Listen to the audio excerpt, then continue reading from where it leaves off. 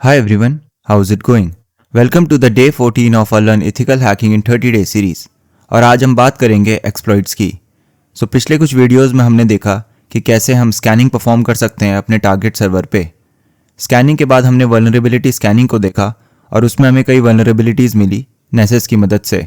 But अब हम देखेंगे कि हम उन वल्नरेबिलिटीज़ के पब्लिकली नोन एक्सप्लॉइट्स को कैसे निकाल सकते हैं।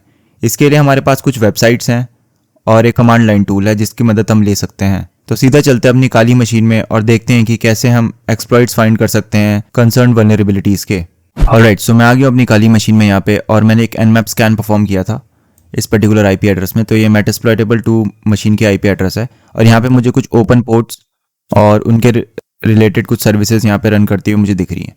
ठीक है, सो जैसे कि मैंने पहले आपको बताया कि nmap स्कैन कैसे परफॉर्म करते हैं, तो मैं इसमें डिटेल में नहीं जाऊँगा। बट अगर हम यहाँ पे देखें तो FTP यहाँ पे है और यहाँ पे वर्जन लिखा है। मैंने कई बार बताया कि ये वर्जन्स वल्नरेबल हो सकते हैं किसी एक्सप्लॉइट के। सो यहाँ पे हमारे पास क्या है, VSFTPD चल रहा है यहाँ पे और वर्जन है 2.3.4। ठीक है, सो ये इंपॉर्टेंट है। इसको मैं अब क्या करूँगा, यहाँ से कॉपी करूँगा और सबसे पहली चीज़ जो मैं करता हूँ एक्सप्लॉइट ढूंढने के लिए, I will go to my browser. ठीक है, और मैंने यहाँ पे गूगल खोल लिया है। तो मैं सबसे पहले क्या करूँगा, यहाँ पे लिखूँगा VSFTPD, ये लिखा मैंने, और उसके बाद एक्सप्लॉइट। सिंपल सा गूगल सर्च करेंगे हम। इसको थोड़ा बड़ा कर देता हूँ मैं और यहाँ पे देखो मेरे पास कुछ रिजल्ट्स हैं।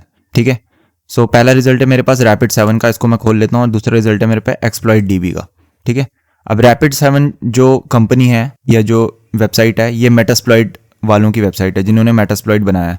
ठीक है, तो यहाँ पे मेरे पास क्या है, एक VSFTPD 2.3.4 बैकडोर कमांड एग्जीक्यूशन करके एक मेरे पास एक्सप्लॉइट यहाँ पे Rapid7 वालों का है। तो मोस्ट प्रोबेबली ये मेटास्प्लॉइट का होगा। ये देखो मेटास्प्लॉइट का ये एक्सप्लॉइट है। ठीक है, सो ये बेटर है, हम इसकी मदद से मेटास्प्लॉइट की मदद से इस एक्सप्लॉइट का यूज़ कर सकते हैं टारगेट सर्वर में कमांड एग्जीक्यूशन लेने के लिए।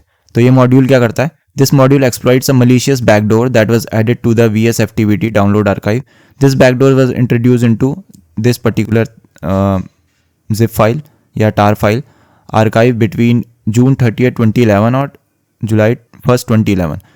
तो ये जो मॉड्यूल है, ये जो एक्सप्लॉइट है, ये बैकडोर ऐड किया गया था June 30, 2011 और July 1 के बीच में जो अपडेट आया होगा VSFTPD का। तो ये काफ़ी पुराना है और इसको July 3, 2011 को हटा भी दिया गया था।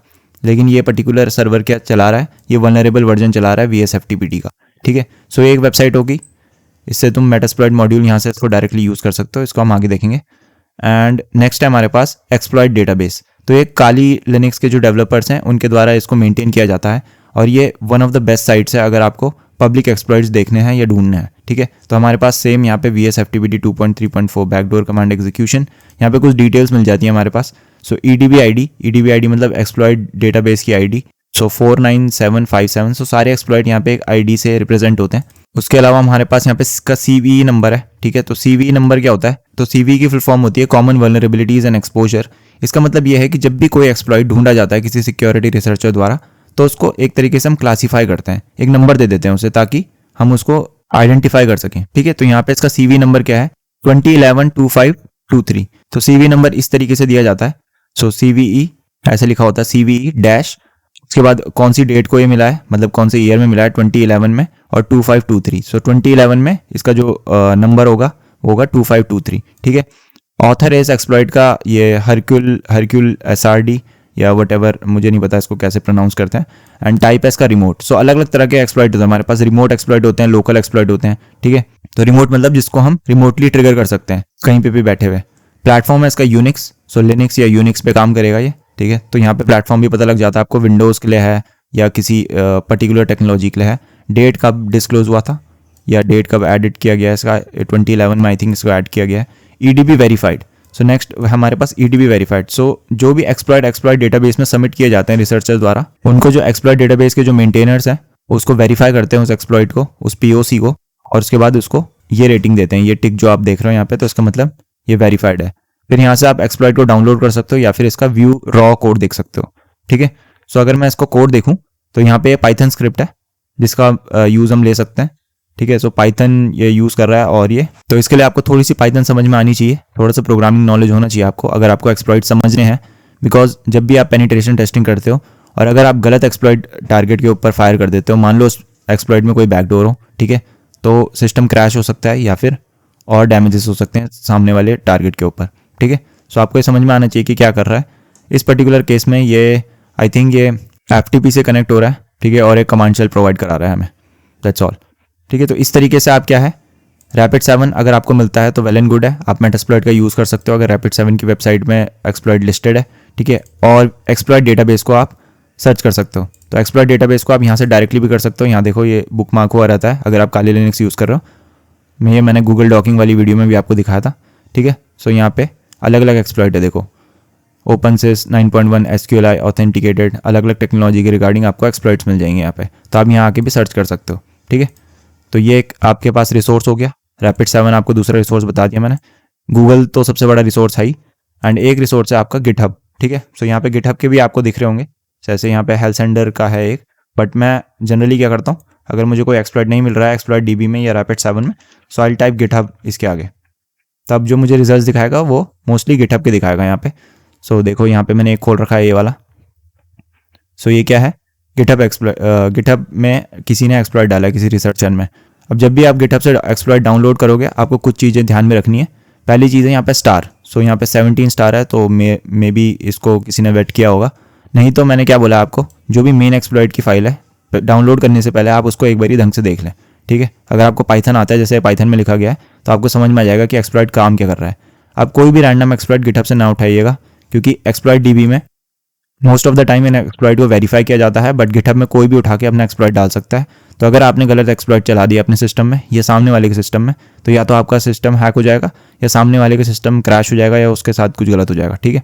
तो इसको आप पढ़ सकते हो, यहाँ पे डिस्क्रिप्शन दिया है कैसे इंस्टॉल करना है, सारी चीज़ें GitHub का भी आप यूज़ ले सकते हो। So GitHub is also one of the great resource when you are searching for known exploits, ठीक है। तो ये सारी चीज़ें होंगी ऑनलाइन के लिए। इन सारे वेबसाइट्स को आप GitHub को, Rapid7 को और एक्सप्लॉइट DB को आप रेफर कर सकते हो डिफरेंट एक्सप्लॉइट्स के लिए। अब मैं आपको एक कमांड लाइन टूल बताता हूँ जिसकी मदद से आप सेम एक्सप्लॉइट्स को ढूंढ सकते हो। तो मैं चलता हूँ अपने टर्मिनल में एंड मैं यहाँ से इसको कॉपी कर लिया, और जो टूल है उसका नाम है सर्चप्लॉइट। तो ये पहले से इनबिल्ट आता है काली के अंदर, तो मैं सर्चप्लॉइट करूँगा and if I hit enter तो अलग अलग यहाँ पे मुझे हेल्प मेन्यू दिख जाएगा कि आप कैसे कैसे सर्च कर सकते हो, ठीक है। सो एग्जाम्पल है कुछ, आप डायरेक्टली इस तरीके से सर्च कर सकते हो, -T करके कर सकते हो, T for I think title, -P करके कर सकते हो, ठीक है। सो आई कीप इट सिंपल। सो यहाँ से मैं स्क्रीन को क्लियर कर लेता हूँ। अब मैं कमांड लगाऊंगा सर्चप्लॉइट और मैं यहाँ पे सिंपल इसको पेस्ट कर देता हूँ VSFTPT 2.3.4। If I hit enter let's see what it finds out. Okay, so इसने मुझे दो यहाँ पे रिजल्ट दिखाए हैं, VSFTPT 2.3.4 बैकडोर कमांड एग्जीक्यूशन, और यहाँ पे इसने मुझे एक पाइथन एक्सप्लॉइट है, ये .py इसका एक्सटेंशन है, और दूसरा है .rb। सो ये मेटास्प्लॉइट एक्सप्लॉइट है।